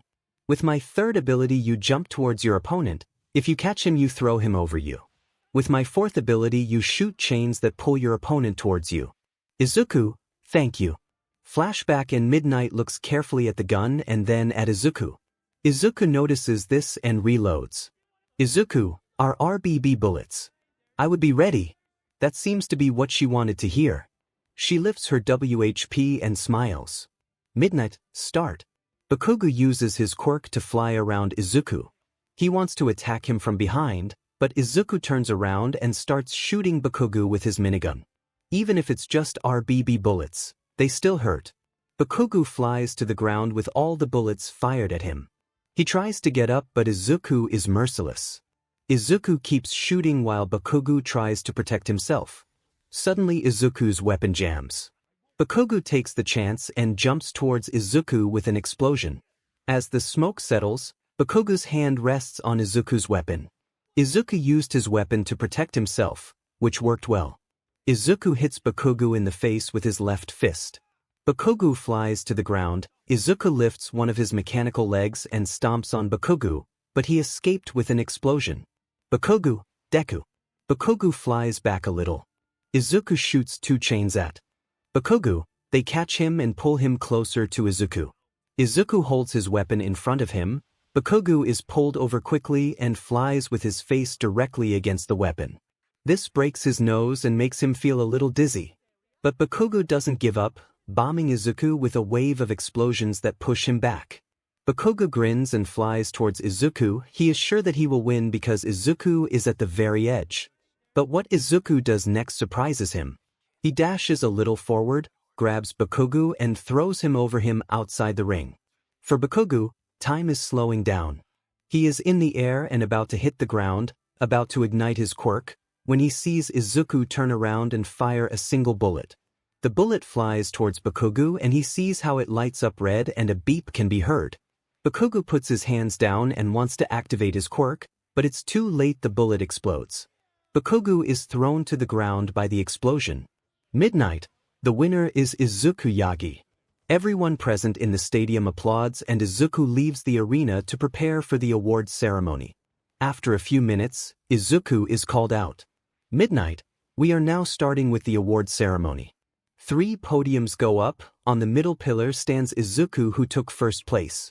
On the left pillar stands Bakugo, who took second place, but he was tied up because he was too upset. And on the right column is Izumi and Shoto, who took third place. Midnight. Now let's award the medals. At that moment All Might comes into the stadium and lands in front of the 3 pillars. He has 4 medals in hand. After the others have received their medals and a few words from him, he arrives at Izuku. All Might, I am very proud of you. Izuku looks away and says very softly, Izuku, I don't care. It hurts him inside, but he understands why. After a speech by All Might, the sports festival is over. The students meet their teachers again in class and they talk. Izuku is sitting in the classroom when the door opens and his teacher walks in. He stands at the podium and looks at the class. Vlad. Good morning, students. As you already know, you will soon have to do an internship at hero agencies. Through the sports festival, the heroes were able to get a first look at you and you have received inquiries. He presses a button and a hologram of the inquiries the students have received is called up. Everyone got quite a few, but what shocked everyone is that Izuku is not even listed. Kendo, Sensei. Why is Izuku not on the list? Vlad. One hero wanted to have Izuku in particular. Izuku raises an eyebrow. He didn't expect that. Izuku, if I may ask, who is it? Vlad looks at a paper and then to Izuku. Vlad. The summoner hero, Zeno. While the other students look at each other in confusion, Izuku looks at his teacher for a while before banging his head on the table. Izuku, he was a hero this whole time. Kendo, you know him? Vlad, that surprises me too. How do you know him, Izuku? Izuku, he trained me a little. His quirk is similar to mine, only he can summon creatures and humans to attack for him. Vlad, well, good to know. Your internship will start in a week. But for now let's concentrate on the lessons. Time skip a week has passed. Izuku is standing in front of Zeno with his arms crossed. Izuku, why didn't you told me that you are a hero? Zeno, technically, I've only been a hero for a week. Izuku drops his arms and looks at him confused. Izuku, what? Zeno laughs and raises a fist in the air in triumph. Zeno, I tricked your system, I put my name in it and a few things I did to help people and then no one suspects anything. I'm a genius. Izuku's sweat drops at that and shakes his head. Izuku, wait, why did you even do that? Zeno, because you can't improve your ability that easily, at least not in this world. Izuku, again what? Zeno, I will not personally train you. You will do it yourself, but in Runeterra. I bribed an old friend a little, he'll slow down the time on your planet so that you have more time on Runeterra. Izuku, for real. How long will I be gone? Zeno, about a year. Trust me, you will need it. Izuku sighs and closes his eyes. Izuku, if you say so. Zeno, perfect. So have fun in Runeterra and try not to hurt you when you land. Izuku opens his eyes and looks at him confused. Izuku, wait, what? Zeno pushes Izuku backwards and he falls through a hole in the floor. When Izuku opens his eyes, he notices that he is in free fall. He looks around a little and sees that he is in a world that is not known to him. Izuku approaches the surface and lands in a lake. He swims to the surface and takes a deep breath. Izuku, note to myself. Hit Zeno. He swims to the bank, runs out of the water and falls on his back, breathing hard. Izuku, he couldn't have dropped me off normally. He gets up and looks around. He sees that he is near a forest, but he sees no sign of civilization. He decides to go into the forest to find anything that might help him. After a while his stomach growls. He looks around and sees a tree with apples hanging from it, but they are not normal apples. They have a golden glow around them, almost like a sun. He climbs up the tree and takes down 2 apples. He bites the first and he has to say this is the best apple he has ever eaten. As he chews on the apple, he hears something behind him. He drops and hangs on a branch when an arrow lands on the place where he just stood. He begins to swing to avoid the arrows. He jumps to another branch that is in the attacker's blind spot, pulls himself up on it and presses himself against the tree trunk. Izuku, what do you want from me? These are our trees, Noxian. Izuku looks up briefly, confused, and shakes his head. Izuku, I am not a Noxian. I just got lost and was hungry. I didn't know these were your trees. After a few seconds with no answer, Izuku jumps down from the tree, lifts his arms and walks out from behind the tree. Izuku, I will not harm you. Izuku looks up and sees 2 people, both male. He realizes that they are 𝗲𝗍𝗍. They look like birds. Both are armed with bows but take them down when they see Izuku's hands in the air. 𝗲𝗍𝗍, it's just a kid. Izuku, I'm really sorry, I didn't know. Is there anything I can do to make it up to you? The 2 𝗲𝗍𝗍 look at each other and then jump down from the tree. 𝗲𝗍𝗍, come with us, but don't come up with stupid ideas. Izuku follows the 2 𝗲𝗍𝗍, one running in front of him and the other one behind him. Izuku follows the 2 of them without saying a word, but he looks at the 𝗲𝗍𝗍 walking in front of him with a thoughtful expression on his face. 𝗲𝗍𝗍, what is wrong? Izuku shakes his head. Izuku, I'm sorry, you just remind me of someone. 𝗲𝗍𝗍, who? Izuku, one of my teachers, Raken. The 2 𝗲𝗍𝗍 stop in shock. The one in front of him turns and looks at Izuku with wide open eyes. 𝗲𝗍𝗍, you know Raken. Izuku, he taught me a few things. It takes a while for the small group to arrive at their destination. Izuku sees what could be called a temporary village. There are several tents around and a large campfire in the middle.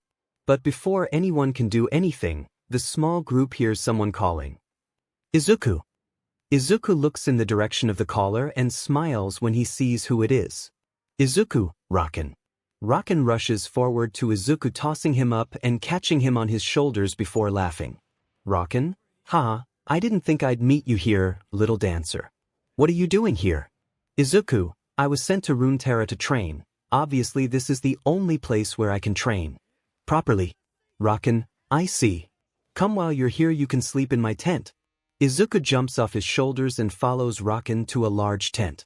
Rakan pushes the cloth covering the entrance aside and goes inside. Rakan, I'm back. Izuku follows him inside, but the moment he takes the first step into the tent, his instinct screams to dodge. He leans back and gives way to a blue-purple feather that flies past him. Before he can calm down, the feather comes flying back. Izuku follows the trajectory of the feather and sees a female 𝗲𝗍𝗍 with red hair. She looks angry. What is a human doing here? Rakan smiles a little embarrassed and scratches the back of his head. Rakan, hey honey, do you remember when I told you that I have a student? Yes. Rakan, well that's him. Rakan points his finger at Izuku, who is bowing. Izuku, nice to meet you, my name is Izuku. The woman growls and turns away. Rakan, 𝗧𝗏, I know you don't like humans, neither do I. But the little one is really okay. He doesn't want to do anything bad. 𝗧𝗏, he should just stay away from me. Rakan strokes the back of his neck before going out and leading Izuku with him. Rakan strokes the back of his neck before going out and leading Izuku with him. The two walk a little farther away before they start talking. Izuku, so that was 𝗧𝗏. Rakan, yes. Izuku, I'm sorry, I didn't want you guys arguing because of me. Rakan, hey, it's alright, she will calm down. Come on, we'll both go hunting, we still need a little food. Rakan runs off into a forest, Izuku close on his heels. After a while, the two of them stop and see a deer that is drinking by a river. Rakan, there is our goal, I throw it up and you do the rest. Take that. He reaches into a small pocket and takes out a dagger because he is handing Izuku. Izuku nods and the two get ready. Rakan runs, jumps to the deer and throws it up. Izuku runs towards the deer, jumps up, clings to the deer and kills it with the dagger. Rakan lands on his legs while Izuku lands in a crouch and the dead deer falls to the ground with a dull sound. Rakan, that worked very well. Come on, let's bring the deer back to camp. The two of them bring the deer back to camp with a little effort. When the two arrive, several other 𝗲𝗍𝗍 come to take the deer from them to prepare it. The evening comes and the camp gathers around the campfire, where they eat and celebrate. Izuku learns a lot of new things. They celebrate and eat together every evening. He looks around a little and sees Rakan and 𝗧𝗏 sitting together again. The two seem to have made up again. Rakan looks at Izuku and wants to wave him over, but he makes a no gesture with his hands. The group around the campfire is getting smaller and smaller. Most of them go to bed. Izuku stands up and walks away from the campfire. Rakan, go to the tent, 𝗧𝗏. I still have something to do. 𝗧𝗏, a prank again. Rakan, no. 𝗧𝗏 sighs and puts a hand on her forehead. 𝗧𝗏, just hurry up. 𝗧𝗏 goes to the tent and Rakan goes where he saw Izuku disappear. He sees Izuku climbing a tree and making himself comfortable on a branch. Rakan, Izuku, come with me into the tent. I know 𝗧𝗏 can be filled with a bit of hate, but she wouldn't hurt you. Izuku, it's okay, Rakan, I think she needs to get to know me better before we can interact in any big way. I'll be fine. Rakan, if you say so. Rakan leaves Izuku, who lets himself fall into the dream world. Time flies as a scream echoes through the night. Izuku's eyes shoot up, he gets up, jumps from the tree and runs in the direction of the scream. His pursuit leads him into the forest when he sees two children from the camp running away from a huge stone golem. The stone golem has a blue tinge that surrounds it. One of the children falls, the golem wants to attack him, but before he hits the child, Izuku runs to the child, picks him up and jumps backwards. Izuku, run back to camp. The two children nod and start running.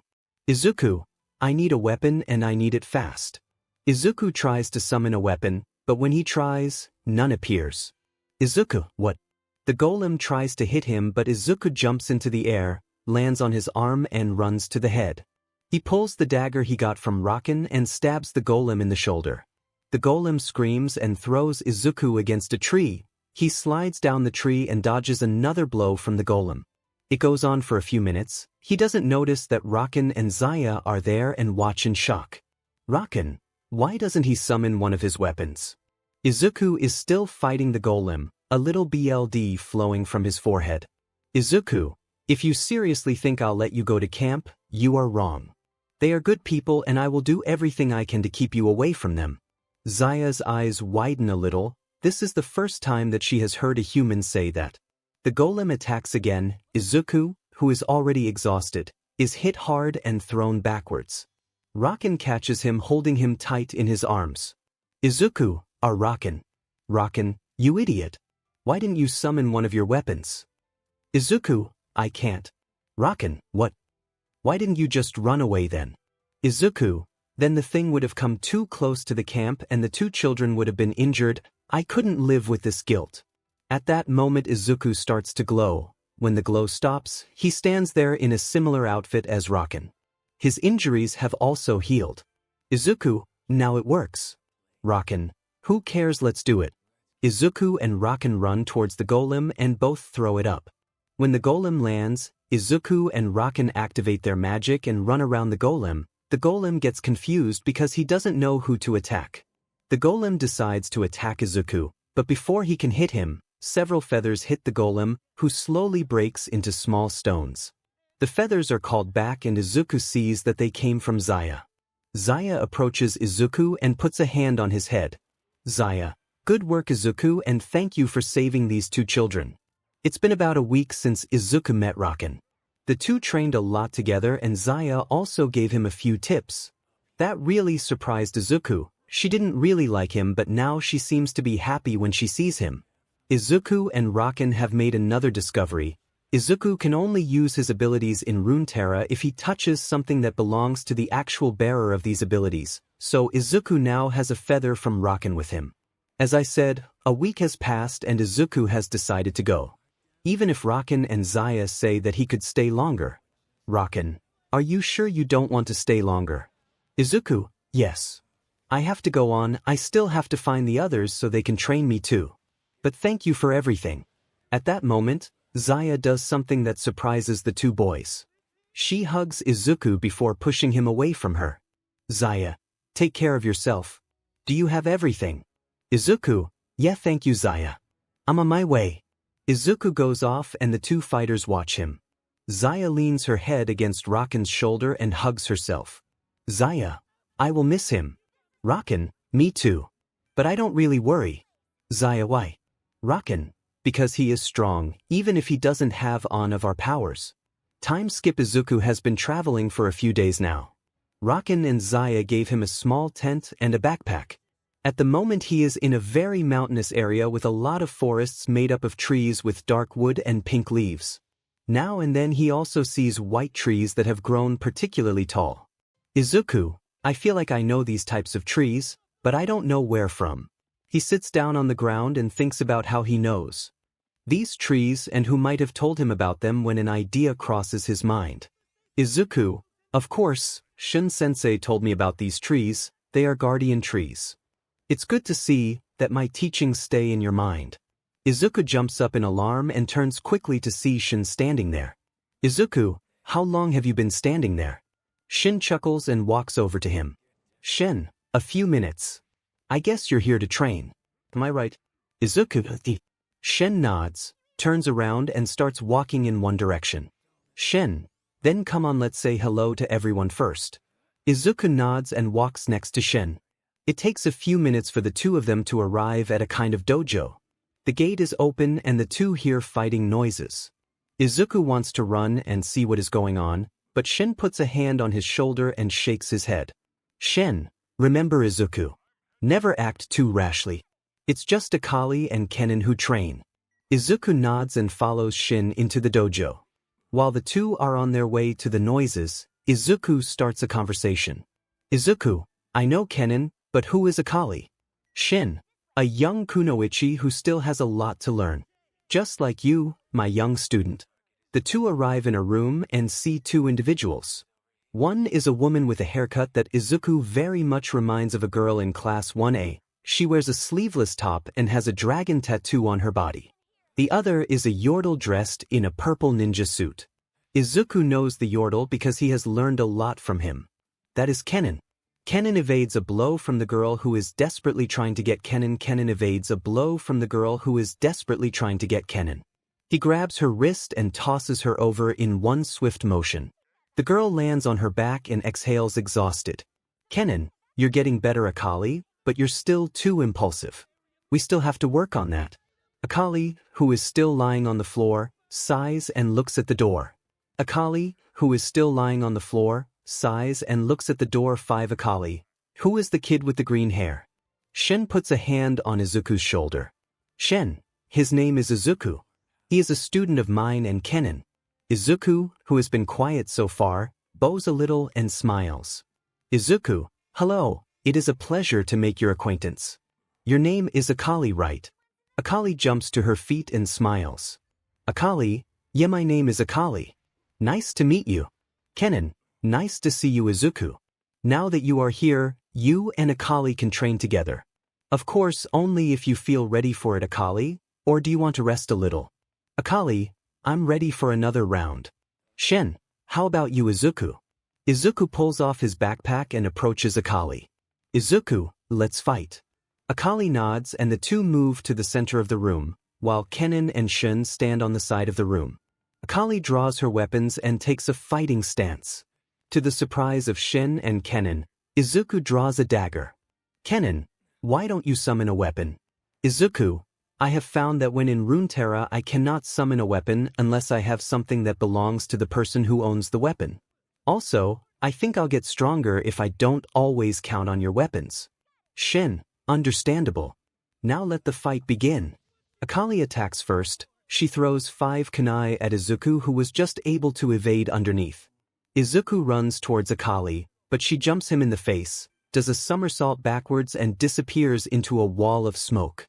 Izuku looks around and tries to find 𝗂𝐁𝐁 in the smoke. Izuku, thoughts I have to pay attention to even the slightest sound, her footsteps, her breath. He closes his eyes to concentrate when he hears something behind him. He turns around quickly and holds 𝗂𝐁𝐁 by the throat with his dagger. 𝗂𝐁𝐁 is very surprised and tries to disappear into the smoke again, but Izuku pulls her legs away with one kick. The two fall to the ground with each other's weapon at their throats. Kennen, the fight is over. You both fought well. It's late, we eat something and then you go to bed. Both students get up and nod to Kennen. Izuku, 𝗂𝐁𝐁, yes, Mstr. It has been a few days since Izuku trained with Shen and Kennen in the dojo and he has learned a lot. Today he is on his way again to learn more about Runeterra and its masters. He's just picking up his backpack and bows to Shen and Kennen. Izuku, masters, I'm on my way now. Thank you for allowing me to learn so much from you. Shen and Kennen nod and seem to be happy. Shen, I'm glad you feel that way, Izuku. I wish you a nice trip. Kennen, take good care of you, Izuku.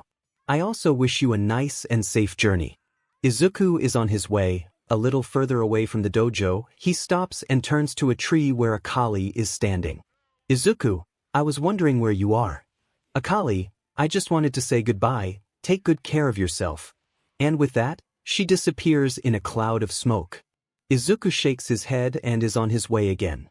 Time skip. Izuku has been traveling through the land of Ionia for about 2 weeks and now finds himself in a huge field where old weapons are lying around. Izuku walks closer to the weapons and inspects them. Izuku, rusted, and there is some BLD here. This sword is in Noxian blacksmithing, but the one up there is Ionian. That means this is the Placidium, the location of the Great Stand. Izuku's look becomes a little sadder and looks at all the weapons lying around or in the ground. Izuku, so many lives have ended here. He hears footsteps behind him. He turns around quickly and sees an old man in a black coat standing there, and crows seem to be following him. And it's also the place where I lost my arm. Izuku raises an eyebrow. Izuku, Swain. I thought you were back in Noxus. Swain walks past Izuku and looks at the former battlefield. Swain walks past Izuku and looks at the former battlefield. Swain, I'm only here to wallow in my thoughts, but I'm surprised to see you here, Izuku. Tell me, what are you doing in Runeterra? Izuku, I'm here to learn more about Runeterra and your skills. Swain smiles when he hears this. He throws his cloak back a little and a glowing red arm emerges. Swain, is that so? Well then show me what you've learned, Izuku. Izuku draws his dagger and runs toward Swain. Swain smiles and stretches his arm. Several red bolts come out of his fingers and fly towards Izuku. Swain thinks they'll meet Izuku, but he jumps over the bolts and continues running toward Swain. Izuku, thinking Swain is especially strong when he fights out of range, he is also dangerous in close combat, but if I don't get close enough, I won't be able to defeat him. Izuku keeps running towards him while Swain smiles. Swain, thinking it seems like you've forgotten my abilities. Wait, what? In a second, Izuku jumps aside, avoiding a ball of energy that looks like an eye. Swain, thinking your instincts have clearly improved Izuku, but I'm not done yet. Swain sends a claw of energy to Izuku. The claw grabs him and pulls him closer to Swain. Swain charges his energy to shoot another charge of bolts at Izuku, but to his surprise, Izuku breaks out of the claw, jumps over and kicks him in the face. Swain falls to the ground. Izuku lands behind him, holding his dagger to his neck. Izuku, I win. Swain, really? Another ball of energy explodes in Izuku's face. He is thrown backwards and lies on the ground. Izuku, 𝗕𝗏𝗄𝐻. Swain, you fought really well, Izuku. I'm surprised. Izuku, thanks Swain. Swain, now come with me. Izuku gets up and follows Swain. Izuku, what are we going to do? Swain, I will teach you. Now come on, those old bones aren't as agile as they used to be. It has been a few days since Izuku met Swain. Right now he is in a large forest in Ionia. It is quiet except for the sounds of the animals in the forest. He is currently on a path and listens to the sounds of the forest. Izuku, sometimes it's really nice that it's so quiet. At that moment, Izuku hears a noise that comes closer on him. At the last moment, Izuku was able to duck to dodge an attack. The attacker lands on Izuku's side and looks at him. Izuku turns to him and draws his dagger. Thoughts his senses have improved. The two run towards each other. Izuku tries to catch the attacker with an attack from the side, but the attacker crouches and attacks with his weapon from below. Izuku jumps backwards and just manages to get out of range of the attack. The attacker rushes towards Izuku and rams his knee into his stomach. Izuku suppresses a scream and uppercuts him on his chin. The attacker suppresses a scream and the two jump apart. The attacker moves on to another attack and begins spin around with his weapon. Izuku dodges him and jumps into the air. He tries to catch the attacker from above, but the attacker stops to spin and rams his weapon into Izuku's side and smashes him to the ground. Izuku gets up with a groan and the attacker starts laughing. Ah, not bad Izuku, you really improved, but you still need to learn a lot. Izuku, you are right 𝐭𝐻. 𝐭𝐻 stops laughing, pulls his hood down and looks at Izuku with a how look. 𝐭𝐻, how did you know? I thought I had hidden well with the cloak 𝐭𝐻. How did you know? I thought I had hidden well with the cloak. Izuku facepalms. Izuku, 𝐭𝐻, I only know one person who carries a scythe with him that has one eye. 𝐭𝐻, oh yeah, you are a moron. Izuku, hey Rast, how are you? Rast, I'm doing fine, thank you Izuku. At that moment their stomachs growl and they both start laughing out loud while Rast rolls his eye. Rast, you with your mortal bodies. Little time skip. Izuku and 𝐭𝐻 are sitting around a campfire on which some fish are being fried. The two start to eat the fish and tell each other stories when Rast looks into the forest and then back to the two. Rast, she's coming. 𝐭𝐻, oh no. Come on Izuku, let's get going. Izuku raises an eyebrow and throws some sand on the fire to put it out. Izuku, who is coming and why is it so bad? 𝐭𝐻, her name is Zoe and she's just completely annoying. Don't ask me how she always finds me, I have no idea how. Izuku, why is she chasing you? 𝐭𝐻, she kind of thinks we're friends. Now come on, see it as training for movement through the forest. It has been an entire week since Izuku trained with 𝐭𝐻 and he was very tired afterwards. Izuku, how does a single girl have so much energy? Izuku is currently on a small ship, sailing across the water. The helmsman comes up to Izuku and looks at him. Helmsman, tell me boy, what do you actually want on the island? Izuku turns and smiles. Izuku, I want to visit someone. The helmsman raises an eyebrow and looks at him with interest. Helmsman, a friend. Izuku ponders for a few seconds before shaking his head. Izuku, not quite, I'd rather call him my masters. What brings you to this island? Helmsman, we come from there, we were only on the mainland to sell our goods. Izuku turns and sits on the railing. Izuku, what are you selling? Helmsman, all sorts of things, but most of our profit comes from our fish. Izuku, what is so special about your fish? The helmsman laughs and looks at Izuku. Helmsman, this type of fish is about the most delicious on the planet because every fish tastes different. It is always a nice surprise, and this fish can only be caught here. Izuku, that sounds pretty cool. It takes 2 hours before the ship could dock on the island. Izuku thanks the helmsman and sets off to find his 𝗕𝗄𝗃. It takes a while before he finds an old staircase that leads very high into the mountains. Izuku, great, this will take a while. Izuku goes up the stairs for a while before standing in front of a monastery. He walks through the gate and sees a man kneeling there. It's nice that you are here, Izuku. Izuku claps his hands and bows slightly. Izuku, good afternoon, 𝗵𝗃𝗧𝗵𝗲, vigilant as always. Izuku, good afternoon, 𝗵𝗃𝗧𝗵𝗲, vigilant as always. Lee-sin chuckles, gets up and walks towards Izuku. Lee-sin, how did you know that I would be here? I'm actually only here to visit. Izuku, I had a feeling that I would meet one or more of my masters here. I was lucky. Lee-sin nods and walks around Izuku. Lee-sin, let me guess you're here to get stronger and sharpen your skills. Izuku, yes. At that moment, Izuku blocks a kick that came from the side with his arm and slides back a few meters. Lee-sin, then let's start right away. Lee-sin jumps towards Izuku with a kick. Izuku dodges downwards so that Lee-sin flies over him. Izuku goes for a spin kick, but Lee-sin smashes the ground with his hand, causing a shock wave to fly towards Izuku. Izuku jumps over it and steps for one in the side, but Lee-sin catches his leg and throws him over him. Before Izuku is thrown on the floor, he pushes himself off the floor and kicks Lee-sin in the face, who saw it coming and hit Izuku in the stomach. Both run towards each other and fall into a barrage of blows and kicks. Lee-sin kicks once, so Izuku is smashed into a wall and falls to the floor. Lee-sin, well done Izuku, you've improved a lot. You could keep up with me for a full 15 minutes, otherwise you didn't even manage 3. Take a rest, tomorrow you will continue with training. Several weeks have passed since Izuku trained with Lee-sin, and right now he is on the next island, which is next to the island with the temple, and is climbing a mountain. Even though Izuku is very physically fit, the climbing gets pretty tiring after a while, mainly because there are also places where the rocks are very crumbly. After some time, Izuku spots a ledge and hears 2 voices. Could you please go to the ledge, we're getting a guest. Okay, sir. Izuku climbs a little further and hears a person approach the ledge. The moment Izuku's hand reaches the edge, a monkey's head appears above him, looking at him in bewilderment. Izuku. Izuku blinks a few times before smiling. Izuku, hi Wukong. Wukong smiles and grabs Izuku's wrist to help him up. Wukong smiles and grabs Izuku's wrist to help him up. Izuku, thank you. Wukong, nice to see you. It's really nice to see you, Izuku.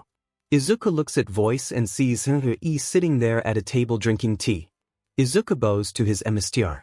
Izuku, I assume you're here for training. Izuku, right. Meanwhile, Wukong looks back and forth between the two and then at Izuku. Wukong, training is great and all, but why did you climb the mountain? Izuku looks at Wukong a bit puzzled. Izuku, what do you mean? There was no further way up, I asked in the village. Wukong, I think they lied to you, there's a staircase over there. Wukong points in a direction and Izuku sees that there really is a staircase down there. He stares at the stairs for a minute before turning to the edge and looking down at the village. Izuku, I will take my revenge, you can be sure. A fiery aura surrounds Izuku, leading Wukong to take a few steps away from him. I think you shouldn't have told him that. Wukong scratches his teeth in embarrassment. Wukong, yes sorry 𝗵𝗃𝗃. Izuku. Izuku calms down and turns to his 𝗕𝗄𝗃. Izuku, yes 𝗵𝗃𝗃. Leave the revenge, we will start training tomorrow. For now, join us for a cup of tea and enjoy some mochi. Izuku sighs and sits down with the other. He pours him a cup of tea and smiles. Tell us about your adventures, my young disciple. Welcome. Yeah, I can imagine you were quite surprised how different this world is.